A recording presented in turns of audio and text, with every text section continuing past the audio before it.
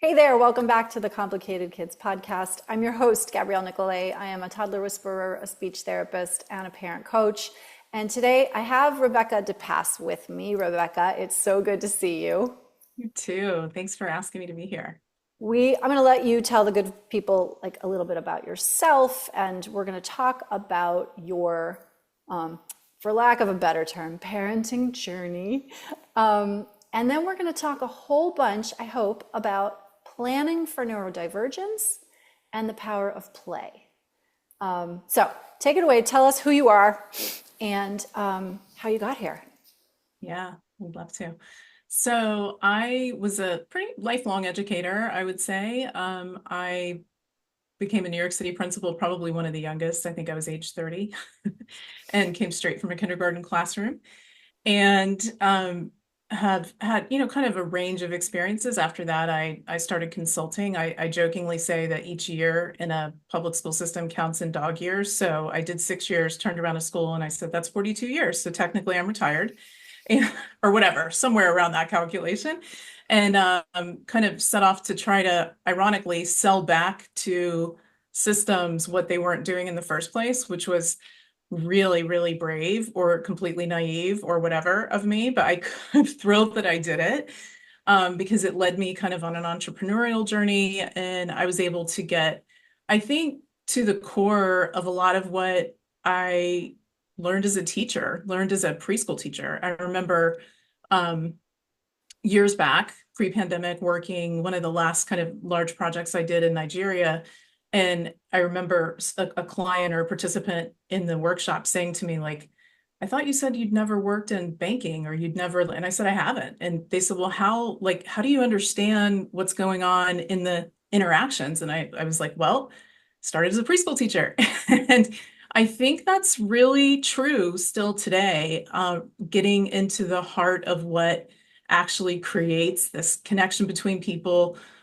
Sometimes where it goes wrong, it's practical psychology, but also this ability when you're working so closely with children to kind of identify patterns and think in a very different way. And so that was kind of my background, and I did not have my own child until I was 46, which felt, was kind of a miracle and amazing. And I also have three stepchildren, but I spent so long on the side of the table, the educator side of the table, that I think it gave me some gifts, and I actually think it gave me more challenges when it came time to be mom, to be in this sort of removing all of the things. I'm not talking about the gifts of it, the pattern identification. I'm talking about the sort of, you know, timelines and milestones and the pressure and the things that come from within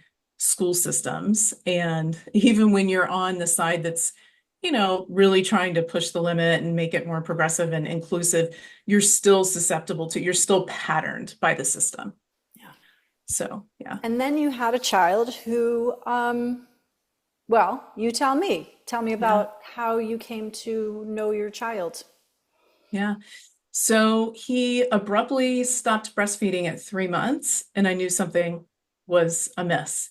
Mm. And um, and that feeling, I didn't want to disregard it. But what happened to me was, I think because of my age, when I would talk to well-meaning people, it was a little bit of like, well, it's like it's kind of like this, or there was just I wouldn't go so far as to say people were outright telling me I was wrong or gaslighting me, but there wasn't really, and that's how it started. I'm talking as things continued, and I would think like there's not really a lot of gesturing. I'm not really getting that type of the gazing, the things, and I'm singing and I'm doing all the things that I always imagined I would do. And it doesn't feel the way I thought it would feel.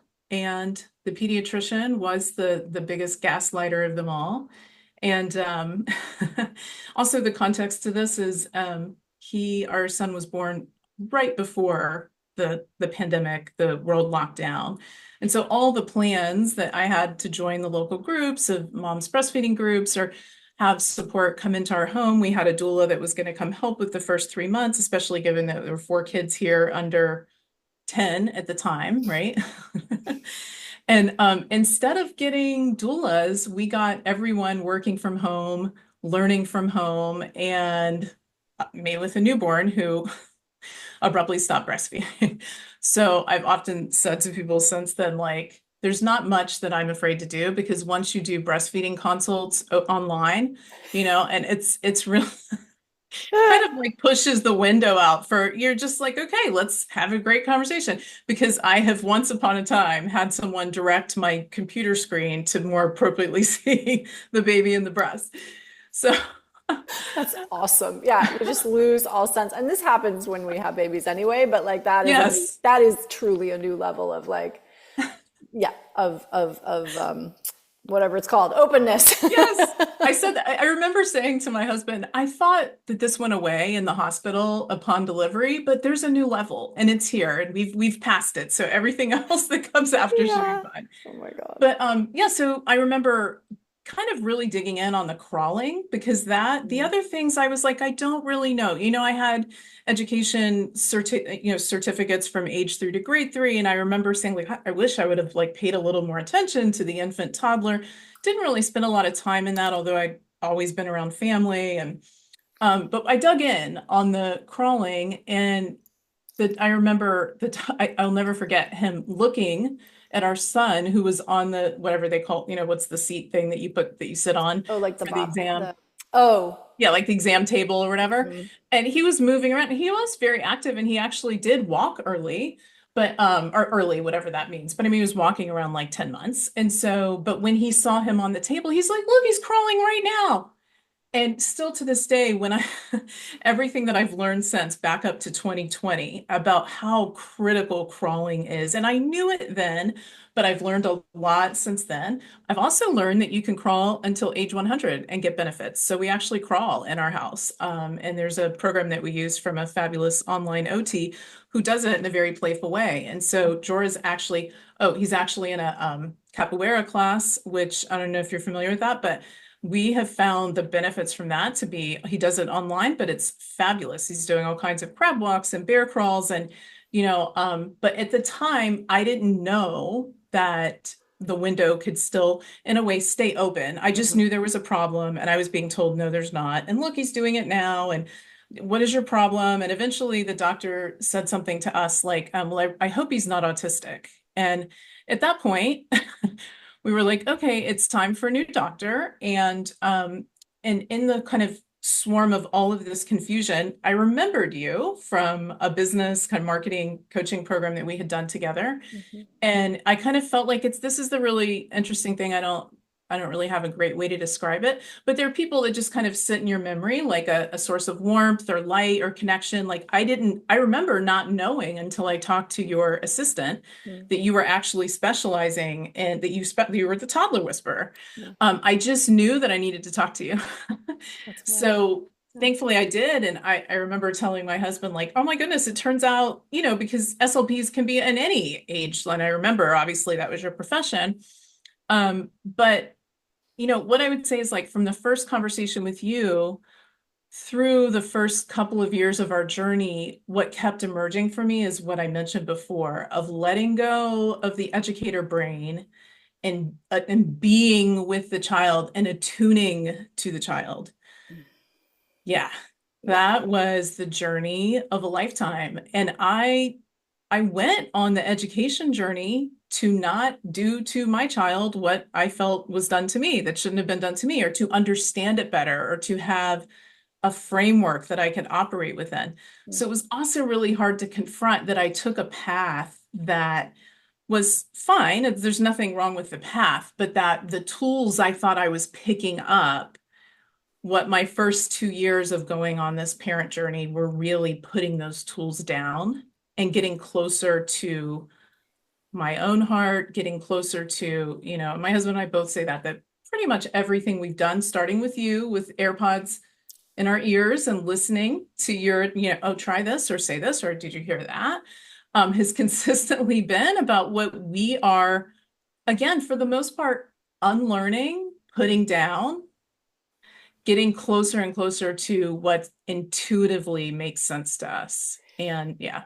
And the thing you're describing, I mean, I have full body chills. Like my whole insides are kind Oh, of like lava right now. It's so good. oh, Um, but the oh, thing you're describing that you're kind of in this active process throughout these years is setting down your ableism, yes, right? And this institutional mindset of these are the parameters of childhood, these are the milestones, and milestones are useful. We know that they're useful, and we have to hold them lightly for yes. many kids because they can prevent us from seeing who's actually in front of us. And Hmm. so, what you're describing here is a recalibration back to, and I love the way you said it, right? Back to your heart, back to your intuition, instead of being in your head all the time about, well, this is what it should look like, and this is what I saw in X hundred other kids. And again, that information is useful as context, Yes. but not as gospel, maybe. That's right. I think it's a both and because the story is people, I think it's you can't pick one extreme or the other because the fact that there are milestones is in part why I knew to finally get some support. And again, I'll be honest, like I feel like what really the support was for us. The support was for us to be able to be present, to be able to, right? And so, but the fact that there was a milestone is actually that there are milestones is actually what caused that. And it also doesn't mean it's the be all end all. It's not the way they're approached with, oh, you're not going to be able to do anything, you're not going to be able to like do it now, or don't. It's too late. I mean, people take all kinds of positions that end up making parents just feel like it's kind of hopeless. Like if you adopt one of those perspectives, what do you do then? And I think that's what leads to a lot of really challenging experiences for the kids. And the parent actually isn't feeling any better either. Yeah. Right. And So you think you do because it's like, well, I have this support happening, but unless you work really hard to turn it off, and I think there are some people that have turned off that intuitive thing for whatever their reasons are, but that's really still going on. yeah, So well, watching and that, yeah. by the way, your complicated kid will keep knocking at that door and they will knock at that door. And Yes. this is where you were a little bit when we Yes. got together, which was behaviors were increasing. In other words, frustration, Yes. irritation, meltdowns, this feeling of coming apart, disconnection Yes. was, correct me if I'm wrong here, but that was the thing where you were like, oh, hang on. No, no. Exactly. And then also, by the way, because of this disconnection, dysregulation, whatever you want to call it, right? Your kiddo was not talking yet. And so That's then right. there's that added component. Do you want to say, just because it's so fun, because you guys were so beautiful to work with, Oh, and it thank was you. so, like from my perspective, it was so effortless at some level. And I get that there was effort on your part in terms of like, we got to change some stuff here. Yeah. Can you just describe like what that process was like very briefly? Yeah. Kiddo was not talking, super stressed out. You guys were stressed out. And then Yeah. And what started then to happen? you were in our ears. I feel if I were to like just give a short description of it, really coaching attunement, really like look at what he's doing, look at what he's saying, look at where he is, look at how he's responding, right? And so I remember saying to you a couple times at the beginning, well, I'm trying that. I've taught children, hundreds of children to read and to sing with them, and it's not working. I feel like ultimately I feel like you were his translator, calling our attention to this is what he's showing you in the world, and this is where to meet him. And so. I mean, those were beautiful times. He loved like listening in and not listening in to us. I mean, but to what we began to do with him that was so much more connected and so much like a tighter frame of what he was interested in, right? So I think that you put us on this sort of the way I was thinking about it earlier is like the relational developmental path. And back to my story as an educator, what I found and what I've still been exploring recently is this idea that I came in as sort of a reformer. of the system. If I were to characterize most of what I was fighting against, it was that. I was fighting to inhabit a relational developmental space and move away from the behaviorist controlled, So it's pretty ironic that the way your own child, and actually one of his names, he has three names, which some people, that's kind of popular now, I guess, but one of them means, one of the meanings is teacher. And he really, I'm not just saying it as a cliche. He really has been our greatest teacher. And they are. Yeah. Our children, regardless of whether they're complicated or not, can be Yes, our greatest teachers. They show us our blind spots and they show them to us in the utmost clarity. for sure. For sure. Yeah, and I And think, he, go ahead. yeah, go ahead.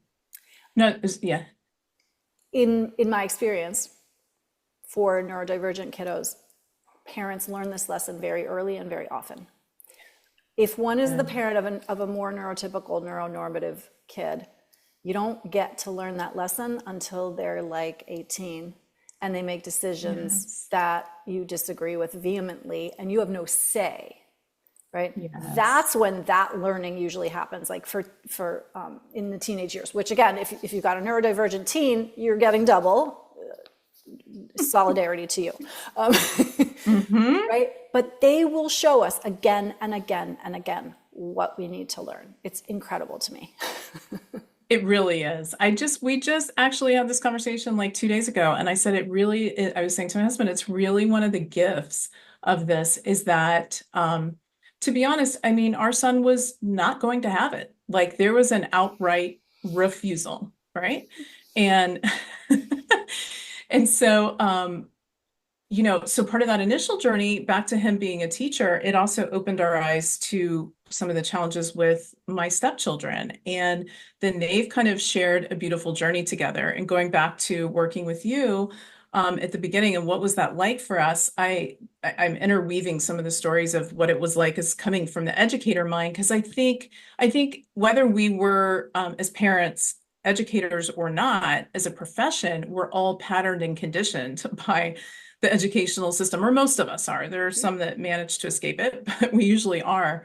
And so I've had this interesting kind of going back in time so many times, watching the kids and seeing what's changing with them and thinking back to that, those kind of like, if I would have known then what I know now. And I remember you suggesting after observation and coaching us, you might look into occupational therapy to getting an evaluation and kind of helping us figure out the type of philosophy and approach, kind of a clinic that we would go to. And you would think, having spent most of my career in education, that I would have known what you meant, and I did not. And going back to my memory, I was in a very large kindergarten through. We built a middle school on top of an elementary school that had historically been, failing, in quotes, is the way they describe schools. I hate to even use that language, but by whatever the standards of that time were. And we were splitting an occupational therapist across, like 5 schools of some of the most high need, like just on any measure of data, including like kids coming from homeless shelters, kids coming from, domestic violence shelter. It was really incredible. And, I remember though, it's sort of everybody gets categorized in a system that large as here's your related services, here are your teachers, here are your. And so there was very little opportunity to actually hear what they were saying about kids. So when you said that, I remember Googling some of this and thinking, this is ridiculous. I've actually been a supervisor for people that had this profession. I don't know what's going to happen in this moment, right?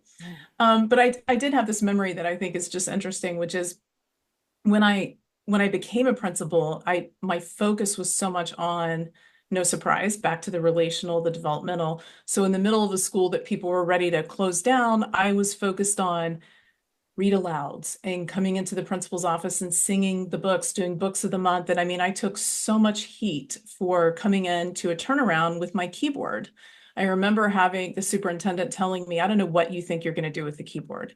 Like a Because musical their keyboard. ambulances, Yeah. an electronic keyboard, because I always played with my classes as a teacher. And their ambulances lined up outside to take kids because so many incidents happen at lunchtime here. It's been going on here for years, and that's partially why you're here. Here I am again, like a 30-year-old principal, standing there with a keyboard.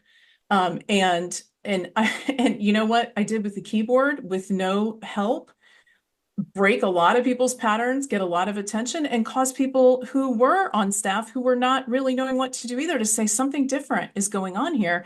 Oh, wait, someone's not just standing up and using lunchroom voices, which I had to learn a lunchroom voice too, but it's not just lunchroom voices, it's actually creating a sense of togetherness, of community around these things. And so I was taking a lot of heat, and I remember getting weekly encouragement notes. And it wasn't until recently that I remember that that was the occupational therapist that was split across the 4 or 5 schools, who every time she would come would leave me a note of encouragement. I'll probably send this to her. She's now, I think, retired, doing incredible volunteer work in South Africa. And it took me a while to realize that was her role. And what she knew that I know now from this last 5-year journey with lots of occupational therapists, phenomenal in their different, different ways and approaches, is that makes sense that they would be in such strong support of putting an architecture of belonging, not that other professionals wouldn't be, but getting into what we've learned in this sort of developmental relational container for occupational therapists. The getting close to the kid, the attunement, the everything growing from there. And thanks to you, we ended up in a clinic that was floor time based, and we have really embraced that philosophy. And we don't just use one approach. We've worked with, and taken different parent coaching and done different things, but we really dug into floor time as a family and found it incredibly helpful. So our 14-year-old and our 4-year-old at the time, I mean, they grew up through this. So yes, going back to 2022, I guess, by the time so it feels longer than it actually is. But Time. yeah, but it's been incredible. And I think that I had these little signs along the way that this is the way. And then I think when things kind of felt amiss or not connecting or whatever language I could use with my own son, I think I almost thought like I lost my way with that. Like, wait, maybe there's something different we have to do. That's why what is an occupational therapist going to do? And you know what? He has brought it back even more full circle into it is always about the relationship. It is always about the attunement. Everything grows out of that. I recently said to a floor time, another parent, that whether there are not many floor time schools, what we've learned to look for, especially with our older child, is relationally focused schools, because out of the commitment to relationship grows the willingness to appreciate and understand individual differences, grows the developmental frameworks instead of behavioral kind of expectations, and all of that. And I just think it's been a really incredible thing to see. It's so, I mean, I'm like nodding my head vehemently at everything that you're saying, because I 100% agree with you. And I have seen it when we get attuned to the person, the brain, the body, the nervous system that is in front of us. And by the way, when we do that work for ourselves as well, right? When we attune to our own nervous systems, and that gets challenged by circumstances all the time. Some circumstances are more challenging than others. But nervous system regulation, nervous system care, nervous system prioritization is key. And what you're saying about all the education system, behaviorism, all of that, it ignores what's at the core of every person, which is, again, a nervous system that requires care and tending.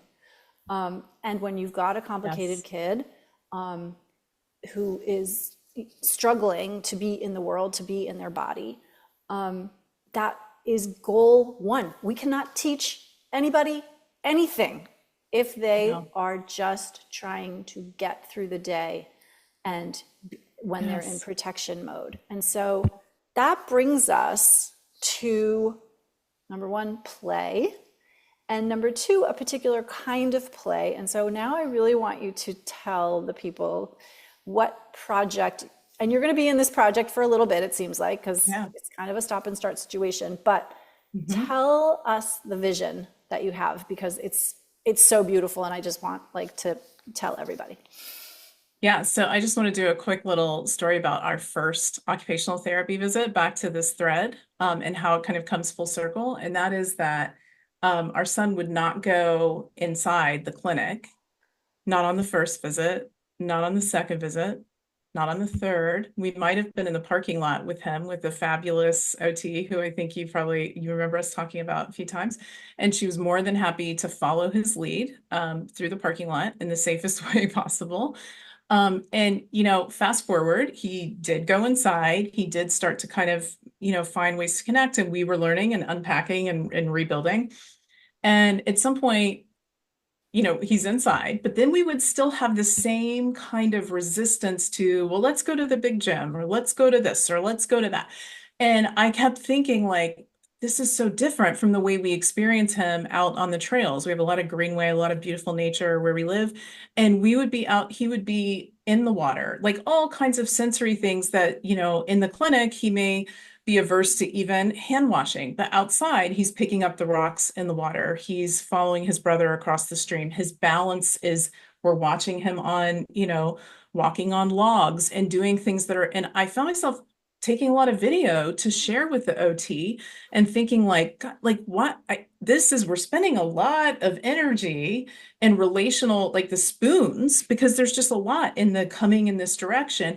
And so it felt challenging to me to know, it's like, well, we're not really having a wider range of experiences. And by the way, when you're going once a week, I mean, I have issues with the way we support anything, but it's like once a week, that's not really, we're just spending a lot of energy there and not in what could be kind of like, let's watch in a lot of different experiences and environments and things that he's genuinely picking Mhm, instead of something that's maybe being curated for him. mhm. So that was kind of in my head, and somewhere along the line, maybe thanks to the algorithm, I came across a program from Anji China called Anji Play. And they're kind of known, when people in the early childhood world kind of will almost first think of them, there's all these striking visuals of the videos where they're doing what, to us, most Americans have never seen anything like what the children are building and how they're playing in their kindergartens. It's also strange because we don't tend to have that perspective of somewhere in China being so much more developmental and so much more open in their approach. So I got really interested in what's underneath all of this. It's something to have a visual experience of a program. There has to be that different. There has to be some really incredible values underneath it. So I did a few PD classes with them and kind of dug into it. And I don't know if you've heard their phrase, but it's still, especially going back to my years as a pre-K teacher, I couldn't agree with this more. And I've never heard it in the United States. Mm. Basically, they say, let me make sure I get this right. The presence of joy is the clearest measure of quality in early childhood programs. Shut the front door. Right. Say it again, Right. please. Say it again. The presence of joy is the clearest measure of quality in early childhood programs. Oh my God. I mean, if that doesn't stand anything and everything on its head that we think about education generally, maybe not early education, but it trickles down from the Yes. system into early Yes. education. Oh my God, the presence of Exactly. joy. Correct. The presence of joy. And I'm thinking back to the educator brain, all the times I was getting in trouble for, here's the short list, taking my kids out because there was no playground, but fighting for them to bounce a ball on a little teeny square in East Flatbush, refusing to do the carrot and stick reward behavior systems that obviously alienated lots of kids. I didn't have the language then. No one was talking about neurodivergence. I don't want to date myself, but I mean, I graduated from 1995. There goes the date from college. No one was talking about this. So those kids, but intuitively, back to intuition, none of that ever felt right. So I remember getting lectured by what do they call them? The host teacher, your student teacher isn't following. So when I track back to the things, and then as a principal, like, right, what are you doing with that keyboard? Why is it always singing? And that all the things that were around joy. So I hear this and I say, oh my goodness. And their values are, and principles, the way they operate are love, risk, joy, engagement, reflection. Well, that's all you need. Newsflash, to me, that's all you need. Of course, for them, it's undergirded with curiosity and trust. And we had been doing floor time parent coaching. And back to what you said about regulation and our own regulation, we kept extending our floor time parent coaching. We had an educator who was also a floor timer. Incredible. God rest her soul. I just found out that she passed away. I've been devastated by that because as an educator, she heard me. I felt safe with her because safety is the other like completely critical thing. I haven't said that word yet, that's my number one thing now is the safety. And I felt safe with her, and she would watch videos of us with our son and give feedback. And very gently, with a beautiful accent, would say, Mom, I think this is educator brain again. Can you feel where he is? Right. And the fact that she was always straddling both of those worlds, I think kept it so present for her. And we just kept staying with her because I needed to regulate and that's what she was doing. I finally said to her, oh, we actually kind of got to some new things after like 3 months, right? Because I was more regulated. And I think the willingness to kind of say that as parents, that we need that too. And she talked about co-regulating with her parents of her students. And that, the beauty of that. So, yeah, so Can I I just forgot tell why. you a funny story? I Yeah. just realized, I've been doing this work for 20 years. I just realized that I always knew I was doing it with the kids. I'm doing it with the adults too. I'm Yes. doing it right Yes. now. In fact, I am Yes. co-regulating with the audience of this podcast, even Yes. though we're recording, and you're listening to it on the record. It's not live, obviously, but that is literally part of what I am doing, and you're doing it too. And that's Absolutely. so, I had a friend who watched me give a talk once, and she was like, oh my God, it's so meta. I was like, what is? Because I didn't understand. Yes.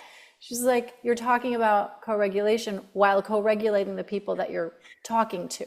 That's it. Exactly. And doing it with each other. Like, I also think like just the conversations, I mean, and I heard one of your interviews with Casey Ehrlich, who we did one of her coaching programs to, and really have benefited from, we don't have a diagnosis like most parents don't of PDA. Mhm. But actually for all of our children, applying the PDA lens and the framework that she's using around looking at it as data and applying different things has been so impactful, and created that sense for me. That's why I'm bringing up safety too, back to the mammalian clues of safety, and there was a time in the program, it was so clear to me that I felt like our son was responding to our oldest son with much more clues of safety. And I was, how could that be? I mean, it wasn't an offense. It was like it hurt my heart. Yeah. And I think in the benefit of hopefully someone hearing this who maybe feels like that too, how could it be? I'm doing everything to make them feel safe. I started rewinding tapes in my mind, mental tapes of what has he overheard? Well, let me tell you, our child's life has been through a lot of tumultuous incidents in the world, in the country. He was born right before the world shut down. Let's talk about what it's like to be mama bear, like hormones and everything surging through your system at a time when there's a novel virus taking down, and I hadn't been here that long from New York City. I'm talking to friends and hearing like, sirens in the background. I mean, those first few months were really so walking myself back through mammalian clues of safety. It's not just that I'm singing to him. He's hearing everything in the environment. Who knows, right? And it took me going through my own personal therapy to sort of come to terms with saying like, okay, what if it is? What if I have made him feel unsafe? Well, all that really means is I need to really keep going and figuring out how that changes, right? And so play is one of those. Sorry, I didn't mean to go so far off target, but Mm-mm. it's all connected. It's And all the same. it's It's all the same, literally all you know? co-regulation, regulation, play, all of that are out Yes. safety. But also, I appreciate what you're saying and for flagging it so openly here, which is there are these uncomfortable times. Again, kids will show us what we most need to learn. In this particular case, it was like, hey, I don't feel 100% safe with you. And guess what? That's super hard to hear. The thing Oh, I yes. want to point out that is a little bit your superpower is you are willing to look at that and be like, huh, what's here for me? Yeah. Not, how do I get you to change so I don't Yeah. feel this way? Yeah. And I Yeah. just really want to flag that because it is hugely important if one is to thrive and be joyful when one has a complicated kid. Because there are many things to worry Yeah. about. And honestly, Yeah. anybody who has a child can be worried about lots of things. My daughter's on a trip right now, like, I'm worried she's going to die. But Yeah. that's Yeah. on me. That's Yeah. my worry, right? I don't get Yeah. to prevent her from doing her trip because I'm worried about what might happen. Right. Right. But I think we use diagnoses, we use Hmm. I think sometimes that gets tangled, it gets complicated. And Yes. so again, You're no right. shade, but I think when you're you right. can say, what's here for me? What is this showing me that I can do rather than trying to fix? Yes. I think that's really important around going back to the ableism, because Mhm. the other thing that we encountered from where we started this conversation, when we started saying, what do? We got one of two perspectives, which was kind of nothing, because that's only for you, right? And there's nothing wrong, whatever it is. And then we also got the like, go hardcore, do everything, do they're really back to these extremes. And I think the real truth is, and I've said this on another podcast a few months ago, one of the things that drew me to floor time is it's not a your baked framework. You're done, you're the parent.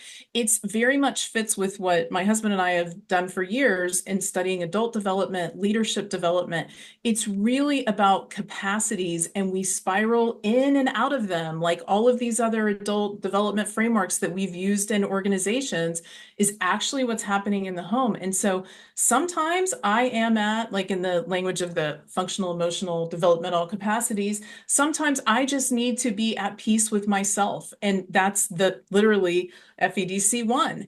And sometimes I'm in a very creative space and I'm able to problem solve and I'm able to access and have shared attention with things. And I think like that was the thing that was so powerful for me around about playing with feedback in video, which is I could not believe, back to how hard it was to unpack the tools. I cannot believe how hard it was for me to unpack expectation. And I remember starting it as a little bit of what I said to you too, like, well, wait, I've played, I've sung with kids, I understand this. I know how to like people talk to me. Not as SLP, but I know how to get kids to talk. It is all of that ways of knowing that learning to play in a floor time way where it is so attuned to even the smallest of connections or intentions that a child is showing blew my mind. Now, I was the teacher, again, I'm dating myself. I was the teacher who was the renegade because I fought to keep the dramatic play equipment in the classroom.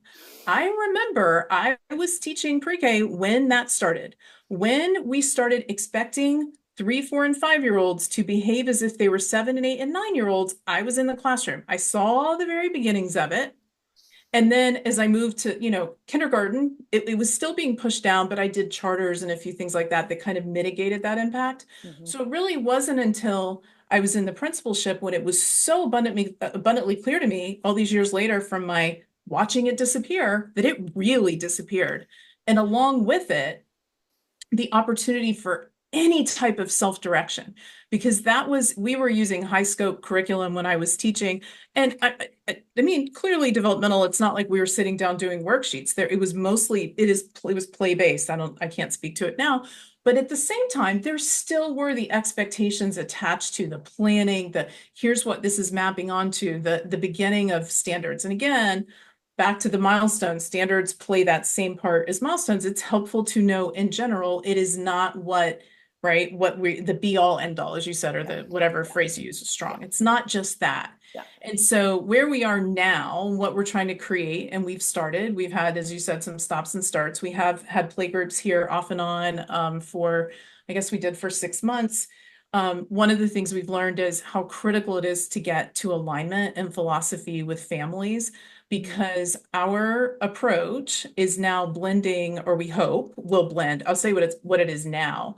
And it's not Anji play, because I mean Anji play is it's not a program that you kind of like franchise out, right? It's an approach, it's a philosophy. It's like it's got a lot of depth to it. But we have a lot of Anji Play inspired spaces. So when we started taking our backyard to make this environment for Jorah and the rest of our kids and other kids, um, we had a permaculture person come out who, just to make sure we were being as like conscientious as we could and to use what we have, dead trees, turning them into stumps. Like, how do we make all of this kind of as, great as we can? Well, he was helping us convert a culvert into a dirt hill. So we have this huge elevation and things to crawl through, which, by the way, I also wanted to mention, we found an outdoor occupational therapist as part of my, not to work with our kids, but to consult with. And I'll have to give her a shout out. And you should talk to her sometime. She's phenomenal. Danielle Fallon, she does outdoor occupational therapy in Boise. So she's Boise outdoor OT. And back to this, he's doing all these things and the OT doesn't see it. Well, that's literally she's literally doing that. So we've done a consult with her and are going to consult again and basically got ideas like putting in huge culverts. So like we have like a 12-foot that's embedded in a hill. We have another one that the kids roll in. We have what turned into, the permaculture person came to make the dirt hill, accidentally hit an old pipe that was probably 100 years old. It inadvertently created a never-ending drip of water. And so now we have a mud pit, Anji style, which is probably 50 feet by, I don't know, it's huge. And it's literally the draw. So kids, when they're here, are in full body gear with bogs or some other kind of boots up to the knee. We have the mud kitchen set up. We have all kinds of things like, we have climbing domes. We have, like I said, tree stump paths. And one of the beautiful things that Danielle talks about is it's always a co-creation of space with kids. So we don't need it to be finished. Anji Play teaches a lot about abundance of materials, and we went in that direction. At first, I was getting stumped again when I got interested by like educator brain. Do I do this? How do I do this? How do I do this? And, the Anji Play CEO said to me, like, he said something like, well, do you have crates? Do you have like, it was kind of this like simplicity of getting started. So we went on Marketplace and got like 30 crates. And for the next week, our son was making airplanes and trains out of crates in the backyard. And, and that it's not to diminish the depth of their approach, but it's to say, get started with what you have. And okay, like my head is exploding because it's so cool. So you are essentially turning your backyard into an outdoor, it sounds crazy to say it. It's an outdoor OT space, but here's what it really is. It's a natural habitat. Yeah. where humans get to play and experiment and be themselves. Yes. And honestly, it is a lot of like, it's a little bit of return to the land, right? Like, this is what we used to do. We used to be outside. We used to work with our hands. We used to carry heavy things. Nobody had to go to the gym and run on the treadmill. And, again, like, I'm happy for modernity. I really am. And from a developmental standpoint, we know that little bodies, as those little brains and those little bodies are developing, they need certain experiences, and you cannot get those experiences from your iPad. You need to have them in the real world. Your head needs to be upside down sometimes in order for your brain to register what that feels like.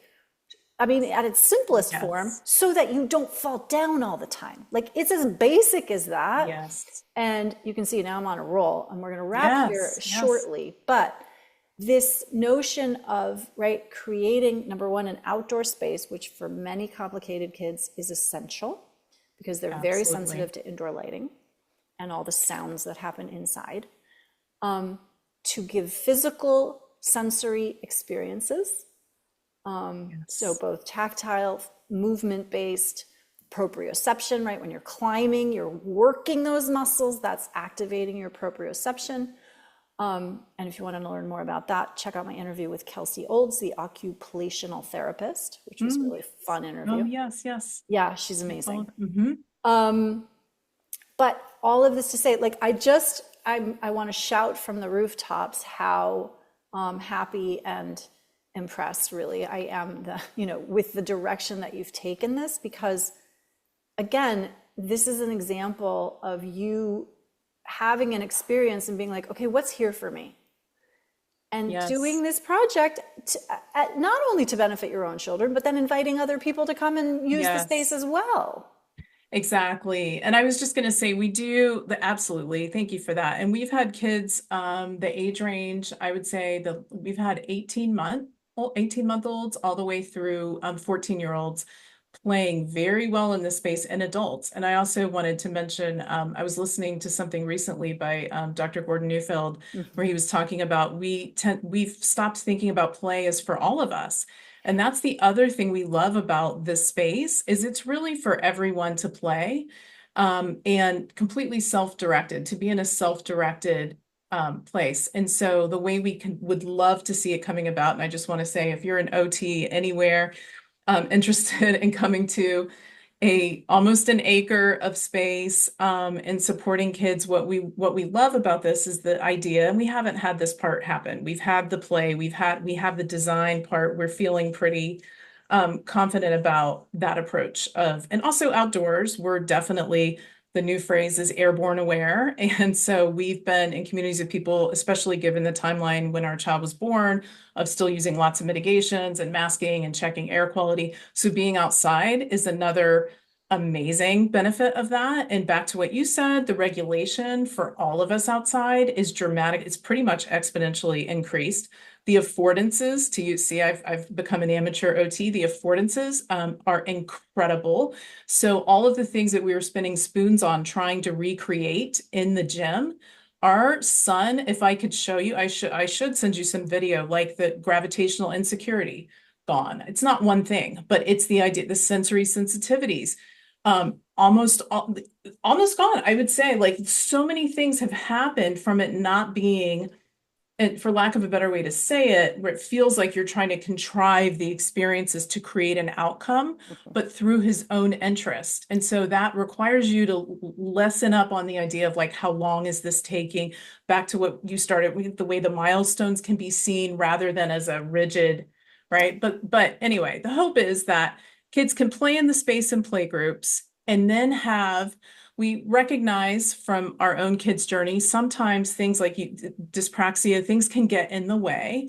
And so having an opportunity to do more of a floor time based, or one-on-one with an OT in the same space is a way of supporting them, so that then there can actually be that very self-directed time where, I mean, Angie's pretty intense. They say, hands down, mouths closed, ears, eyes, and heart open for teachers, facilitators. They're not called teachers. So so there's that kind of and we're not doing an Angie Play program, but some of these concepts of having a time when the kids are very self-directed, and also allowing for the support of in the same space. So that's another form of, like, getting a little bit of that stretch from someone who understands they're following the child's lead. Yeah. Oh my gosh, I'm Yeah. so excited. Okay, so Oh, you're in North Carolina. yes. If people want to find out more about what you're doing, what's a Yeah. good way to do that? Playshire, PLAYSHIRE.org. We say, play is our birthright, and creating it kind of like the Shire, of a place of refuge, especially in chaotic times, we feel is a really important thing to do. Oh my God, Rebecca. I mean, we could be here another 2 hours, I which I would know. happily do, but you and I both have to go. And so maybe we'll Yes. have you back for an Yes. update. Love to. If you're an OT who wants to check out the space, Yes. playshire.org. Yes. And Yes. Yes. Rebecca will Thank you link so you. much for everything you've done on our journey. You're Such a bright welcome. light for us. Thank you for Thank coming you. back to talk about it to help some more people. So I appreciate Absolutely. you coming. Thank you.